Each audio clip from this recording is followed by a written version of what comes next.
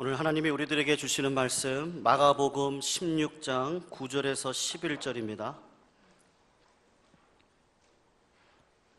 신약 85쪽 마가복음 16장 9절에서 11절, 우리 한 목소리로 우리 같이 읽도록 하겠습니다. 9절 같이 읽습니다. 시작. 예수께서 안식 후 첫날 이른 아침에 살아나신 후 전에 7 귀신을 쫓아내어 주신 막달라 마리아에게 먼저 보이시니, 마리아가 가서 예수와 함께하던 사람들의 슬퍼하며 울고 있는 중에 이 일을 고하매, 그들은 예수의 살으셨다는 것과 마리아에게 보이셨다는 것을 듣고도 믿지 아니하니라. 아멘. 아멘. 감사합니다. 정말 귀한 찬양, 우리 부활의 주님 영광 받으실 만한 놀라운 찬양입니다. 제가 꽤 오래전에 이동훈 목사님이 설교 시간에 이런 재밌는 이야기를 하신 적을 제가 기억합니다. 목사님께서 한국에 와서 목회하시다가 잠깐 미국으로 전도 집회를 인도하러 가셨는데, 그때 신앙이 좋기로 유명한 우리 코미디언 구봉서 장로님하고 함께 미국으로 집회를 인도하러 가게 되었습니다. 물론 목사님은 설교하러 가시는 거고 장로님은 간증을 하러 가시는 거죠. 나란히 앉아가지고 이렇게 같이 가는데, 목사님은 뭐 비행기 여행을 워낙 자주 다니는 분이니까 그냥 비행기만 타면 이제 주무셨어요. 근데 이제 장로님이 심심하셨나 봐요. 주무시는 목사님을 이렇게 막 깨운 겁니다. 목사님, 주무시지 말고 저랑 성경 퀴즈 합시다. 목사님에게 장로님이 성경 퀴즈 문제를 이렇게 낸 겁니다. 목사님이 무슨 문제입니까? 이렇게 여쭤보니까, 목사님 한번 알아맞혀 보세요. 자, 주님이 부활하셨는데 그 부활하신 주님이 제자들에게 나타나셔서 하신 첫 번째 말씀이 무엇일까요? 이렇게 물어본 거예요. 그러니까 목사님이 그거야 뭐 당연히 제자들에게 나타났을 때 평강이 있을지어다 이렇게 말씀하지 않았습니까? 그랬더니 장로님이, 목사님 틀렸습니다, 그런 겁니다. 아니 무슨 말씀이냐고, 분명히 성경에 제자들한테 나타났을 때 평강이 있을지어다 그랬는데 무슨 다른 말씀 하셨냐? 그랬더니 장로님이 이렇게 말씀하시는 거예요. 목사님이 뭐라 그러셨냐면요, 야, 너 나 보이냐? 이렇게 물어보셨다는 거죠. 여러분, 장로님께서 웃자고 하신 얘기였지만 그 말씀에 깊은 의미가 담겨져 있습니다. 부활하신 주님을 보고도 보지 못하는 자, 그 소식을 듣고도 믿지 못하는 자, 그리고 그 영광에 참여하지 못하는 안타깝고 어리석은 제자들에게 주님이 나타나셨던 그 마음을 표현한 말씀이죠. 나를 보면서 이 십자가에 못 박힌 내 손을 보고, 가시관에 찔린 내 머리를 보고, 옆구리에 찔린 내 창자국을 보면서도 너희는 내가 부활한 예수님을 믿지 못하는구나, 내가 너희와 함께 있을 것이라고 약속하셨던 그 약속을 너희는 잊어버리고 사는구나. 아마 예수님이 제자들에게 나타났을 때 그런 안타까운 마음으로 나타나셨다라고 생각이 듭니다. 오늘 본문에 바로 그 내용이 아주 자세하게 나와 있죠. 우리가 참고로 마태복음에 보면은 훨씬 더 자세하게, 또 요한복음 20장에 보면 이 본문에 대한 내용이 정확하게 더 기록이 되어 있습니다. 예수님께서 십자가에 달려 돌아가신 다음 날, 예수님을 사랑하고 존경했던 여인들이 예수님의 시신을 수습하기 위하여 예수님이 묻히신 무덤으로 찾아오게 됩니다. 제가 새벽기도 시간에 잠깐 말씀드렸는데, 로마의 그 법에 따르면 십자가에 죽은 죄인들, 대부분 로마의 반역을 일으킨 죄인들이죠. 예수님도 유대인의 왕이라는 제목으로 죽었으니까 사실은 로마 황제에게 반역한 죄로 죽은 겁니다. 그런데 로마 황제에게 반역을 하거나 로마 나라에 저항하다 죽어서 십자가에 죽은 그런 사형수들은 장사를 지내지 못하게 되어 있습니다. 십자가에 죽으면 그대로 내버려둬서 까마귀들이, 들짐승들이 그 시체를 다 파먹고 뼈가 될 때까지 남겨두는 겁니다. 그래서 그 언덕 이름이 골고다 언덕이에요. 해골에 모신 거죠. 그런데 예수님은 다행스럽게도 아리마대 요셉이라는 예수님에게 은혜를 받은 이스라엘의, 지금으로 말하면 국회의원이 있었습니다. 공의원이라고 부르는 귀족이 예수님의 시신을 달라고 요청을 했어요. 높은 사람이어서 부탁을 하니까 이들이 거절하지 못하고 예수님의 시신을 그에게 내어 주었습니다. 그리고 이 아리마대 요셉은 예수님의 시신을 자기가 묻히려고 준비했던 좋은 무덤에 예수님을 매장하게 된 거죠. 원래는 이스라엘의 무덤이 돌로 된 무덤이니까 우리처럼 뭐 땅에 묻는 무덤이 아니기 때문에 돌로 묶고 뚜껑을 덮어놓는 것이기 때문에 그 다음날 와서 볼 수도 있는 그런 무덤이죠. 그런데 원래 깨끗이 씻긴 다음에 그 몸에 세마포를 입혀서 그리고 잘 안치하는 것이 장례의 관습이었습니다. 근데 마침 예수님이 돌아가신 그날이 안식일 전날 오후 늦게였어요. 이스라엘 법에는 금요일 저녁 6시서부터 주일날 오후 5시까지를 안식일 24시간을 안식일로 취급을 합니다. 그러니까 예수님이 죽었다 하더라도 안식일이 됐기 때문에 예수님의 시신을 닦을 수가 없었던 겁니다. 이게 일이 되니까요.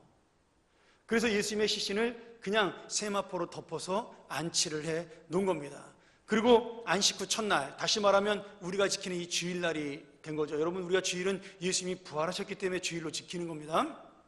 이 주일날 아침에 예수님을 사랑했던 막달라 마리아와 함께한 여인들이 이제 예수님의 시신을 닦고 올리브유로 향을 바르고 세마포로 잘 수습하기 위해 왔는데 와보니까 예수님의 시신이 사라지고 만 거예요.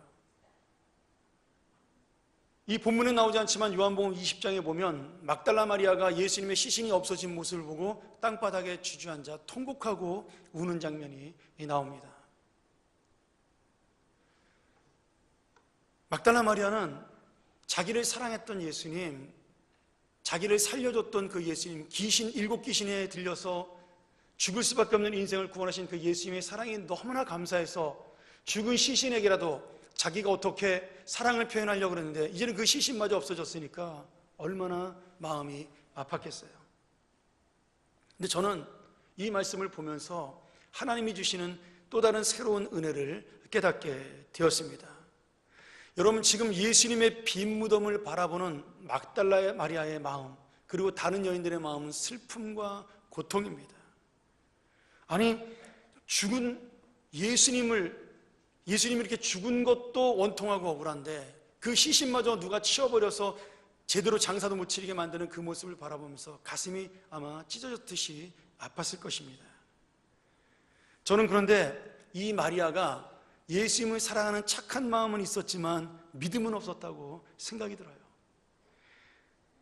여기서 마리아가 죽은 예수님을 사랑하고 안타까워하는 모습, 그 시신이라도 건지려는 그 모습은 아름답고 착한 선한 마음입니다. 그러나 예수님이 죽은 다음에 내가 3일 만에 부활하여 너희들과 함께 있겠다라고 약속하신 그 말씀, 여러 번 이야기했음에도 불구하고 그 말씀을 듣고도 깨닫지 못하고 믿지 못했던 막달라 마리아의 믿음은 참된 믿음은 아니었습니다. 사랑하는 여러분, 우리가 주님을 사랑한다는 것이 내가 원하는 모습으로 살아가는 것이 믿음이 아닙니다. 내가 가진 착한 마음이 믿음도 아닙니다. 여러분, 우리가 은혜로 구원받는다는 말, 믿음으로 천국 간다는 말이 왜 중요한 줄 아세요? 내가 착한 마음으로 구원받지 못해요.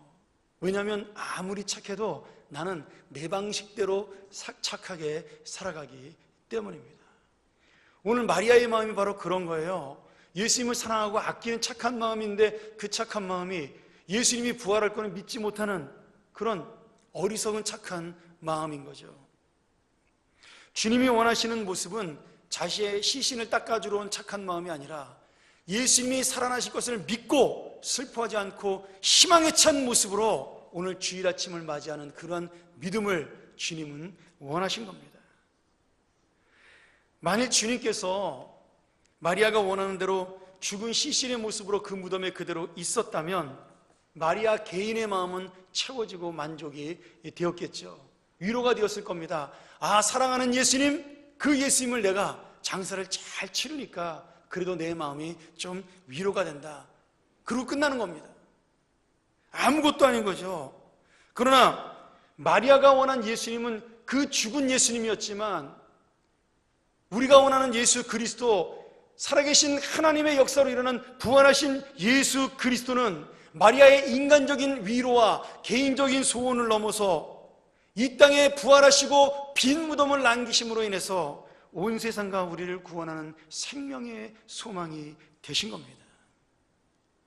여러분, 그래서 빈 무덤은요, 텅 비어있는 그 허전한 무덤은 더 이상 허전한 내 영혼, 위로받아야 될 내 마음이 아니라 예수 그리스도의 소망과 은혜로 가득 채우는 믿음의 무덤이 되는 겁니다. 우리가 빈 무덤의 죽음을 원하면 우리의 인생은 눈물로 끝이 납니다. 슬픔으로 끝이 나요. 그러나 이 빈 무덤의 슬픔을 넘어 주님의 부활을 볼 수 있다면 나의 인생은 영원한 소망과 기쁨의 인생으로 다시 일어설 수가 있는 겁니다. 사랑하는 여러분, 죽은 예수로 채워진 무덤은요, 잠깐 보고 위로받는 무덤이지만 더 이상 우리의 인생에 소망을 주지 못하는 슬픔과 고통의 무덤에 불과합니다. 그러나 오늘 빈 무덤을 믿음으로 보는 인생은 비어있는 무덤을 보고 실망하지 아니하고 살아계신 주님을 보는 생명과 소망의 인생으로 다시 한번 설 수 있는 능력을 갖게 되는 것이죠. 사랑하는 여러분, 오늘 부활의 이날에 주님은 빈 무덤만 바라보고 울고 있는 나에게 사랑으로 말씀하십니다. 너는 더 이상 절망과 슬픔에 빠진 빈 무덤을 보고 울지 말아라. 너의 허전하고 텅 빈 영혼, 무덤 같은 너의 영혼을 바라보면서 낙심과 절망 속에 빠져있지 말아라. 그리고 살아있는 나를 보아라. 나를 들어라. 나의 말을 믿어라. 내가 너희와 함께 하겠다는 약속 속에, 내가 너희와 살아있다라는 그 은혜 속에 나를 보고 새로운 생명과 용기와 소망으로 살아라. 더 이상 너의 인생은 비어있는 인생이 아니다. 더 이상 너의 인생은 죽은 인생이 아니다. 더 이상 너의 인생은 무덤의 인생이 아니라 살아있는 영광의 인생이다. 오늘 주님의 부활이 우리에게 이렇게 전해주고 있는 겁니다. 사랑하는 여러분, 예수님의 부활은요, 2000년 전에 끝난 부활이 아니에요. 지금 오늘도 우리와 함께 살아가셔서 나의 빈 마음, 빈 인생, 허전한 내 영혼을 치우시는 놀라운 은혜의 부활이 일어나고 있는 겁니다. 오늘 주님께서 우리에게 이 부활의 능력을 가지고 새로운 소망과 기쁨을 가지고 살라고, 그리고 그 영광을 누리고 살라고, 바보같이 제자들처럼 부활한 그 모습을 보고도 믿지 못하여 떠는 자가 아니라, 두려워하는 자가 아니라, 오히려 그 신비한 일을 바라보며 자기의 것이 되지 못하고 믿지 못하는 그러한 바보 같은 믿음이 아니라, 연약한 믿음이 아니라 오늘 그 부활을 나의 것으로 받아들여 나와 함께 하시는 예수님을 안고 가는 믿음이더라고. 그 믿음이 너의 영혼을 살리라고, 너의 인생을 일으키라고 말씀해주고 있는 겁니다. 오늘 여러분, 이 부활의 주님이 우리 모든 분의 주님이 되시기를 주의 이름으로 축원합니다. 우리 한 가지만 더 말씀드리고 마치도록 하죠. 제가 좋아하는 그 의사 중에 얼굴은 못 봤지만 폴 투르니에라는 아주 유명한 내과 의사이자 정신의학과 의사가 있습니다. 20세기 기독교가 가장 사랑했던 상담자라고 이렇게 우리에게 알려진 폴 투르니에 의사는 믿음이 좋은 분이었어요. 그래서 자기의 의술과 인간에 대한 참된 이해, 그리고 믿음으로 하나가 되어야 하나님이 주신 우리 사람들의 전 인격적인 치유와 삶의 치유가 된다고 믿었던, 그래서 이 세상에서 처음으로 신앙과 치료의 능력과 그리고 인간의 이해가 하나가 된다라는 그런 논문을 발표해서 인간 이해라는 인격 의학을 발견하신 분입니다. 그래서 많은 사람들에게 정말 큰 영향을 끼치고 사람들의 마음을 정말 위로하는 그 신앙으로 상담하셨던 그런 분이죠. 이분이 쓴 굉장히 많은 책이 있습니다. 우리나라에도 뭐 한 10권 넘게 번역이 되어 있는데요. 그 중에 지금은 절판된 것 같아요. 너무 오래돼서. 저는 이제 대학 때 영어로 봤었는데, Listening Ear이라는 책이 있습니다. 우리나라 번역으로 귀를 핥으시는 하나님이라는 이상한 제목으로 번역이 됐어요. 원래 열린 귀, 듣는 귀라는 뜻인데 그런 책으로 번역이 됐는데 그 책이 아주 재밌습니다. 얇은 책이거든요. 근데 이게 폴 트루니의 어떤 학문적인 책이 아니라 자기의 간증집이에요. 인생을 살아온 간증집. 거기서 만난 하나님을 간증하고 사람들에게 위로를 주는 그러한 책입니다. 그런데 거기에 보면 어떤 내용이 나오냐면 자신의 아내가 죽음을 맞이해서 은혜를 받는 장면이 나옵니다. 이 폴 트루니에 박사가 정말 아내랑 사이가 좋은, 금실 좋은 부부로 소문난 사람입니다. 그분이 스위스의 제네바에서 병원을 하고 있다가 한 번은 아내와 함께 그리스에 기차를 타고 여행을 떠나게 되었습니다. 근데 그 그리스의 여행 도중에 아내가 심장마비를 일으켜서 의사인 자기가 손써볼 겨를도 없이 그만 돌아가시게 되어버렸어요. 근데 죽기 직전에 아내가 고통스러워하는 것이 아니라 평화스러운 미소를 띠고 남편이 있던 그 폴 트루니에 박사를 바라보면서 이렇게 이야기를 하는 겁니다. 여보, 나 오늘 천국에 도착하면 먼저 가 계신 우리 사랑해준 시부모님, 그분들을 만나면 정말 신나고 즐거울 것 같아요. 그렇게 말씀을 마치고 웃는 모습으로 세상을 떠난 겁니다. 그리고 이렇게 세상을 떠난 자기 아내의 모습을 바라보면서 이 폴 트루니에 박사가 엄청난 충격과 감동을 받은 거예요. 자기는 예수를 믿는다고 했지만 정말 살아계신 그 주님, 부활의 소망이 자기 안에 있었나는 그런 놀라운 충격을 받은 거죠. 그리고 이렇게 생각을 했어요. 아내가 죽음으로 가는 그 길이 마치 기차를 타고 자기네가 살던 스위스의 제네바로 다시 돌아가는 것처럼, 사랑하는 가족을 다시 만나는 것처럼 너무나 태연하고 너무나 평안하게 그렇게 죽음을 받아들이는 모습을 보고 부활이요 생명이신 예수님을 내가 새롭게 체험하게 되었다라고 그렇게 고백을 합니다. 이 폴 트루니에 박사는 아내가 세상을 떠난 다음에 더 믿음이 그래서 강해지게 되죠. 부활이요 생명이신 주님에 대한 믿음이 강해질수록 자기는 근심과 걱정으로부터 해방되는 부활의 능력을 체험할 수 있었다라고 그렇게 말씀을 합니다. 그리고 마지막으로 이런 고백을 해요. 나는 아내와 육체적으로만 결혼한 부부였던 것이 아니라 아내의 소망과 믿음 속에 한 몸으로 살았던 믿음의 한 몸이었다. 이렇게 고백을 합니다. 사랑하는 여러분, 이런 부부 생활이라면 얼마나 신나겠어요. 믿음으로 하나 된 가정, 부활의 은혜로 하나가 된 그 부부. 아내를 잃어버린 인생이 빈 인생이 아니라, 빈 무덤이 된 것이 아니라, 허전하고 공허한 것이 아니라 이제 주님의 부활과 새로운 생명과 소망을 볼 수 있는 놀라운 기회로 바뀌게 된 것입니다.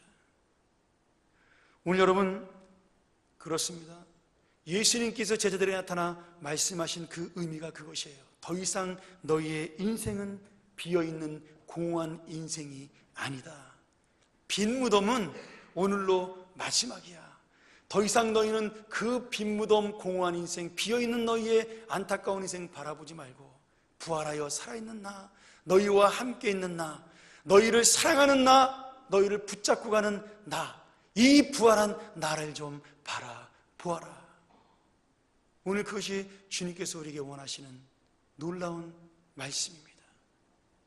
오늘 여러분, 이 부활절 아침에 주님을 볼 수 있는 놀라운 기회, 주님의 새 소망, 새 능력의 새 인생의 그 감격을 채울 수 있는 은혜의 시간, 그리고 오늘 이 말씀을 통하여 죽음을 보는 눈물을 넘어, 고통을 보는 눈물을 넘어, 슬픔을 보는 눈물을 넘어 부활을 보고 영광을 보고 소망을 보는 우리 부활의 기쁜 인생으로 다시 한 번 더 살아가시기를 우리 주님의 놀라운 이름으로 축원합니다.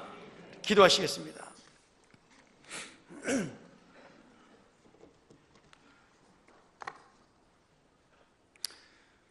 하나님 아버지, 감사합니다. 오늘 우리가 이 놀라운 주님의 말씀과 이 주님의 은혜와 부활의 영광 앞에 우리의 머리를 숙이며 고백합니다. 주님을 보게 하여 주시옵소서. 나를 이끄시는 주님을 보게 하여 주시옵소서. 살아계신 주님을 날마다 만나게 하여 주시옵소서. 날마다 사랑하게 하여 주시옵소서. 하나님의 역사를 체험하는 하루, 부활의 능력을 담는 시간 되게 하여 주시옵소서. 이 부활의 인생이 끝까지 나를 사로잡아 인도하여 주시옵소서. 예수님의 이름으로 간절히 기도하옵나이다. 아멘.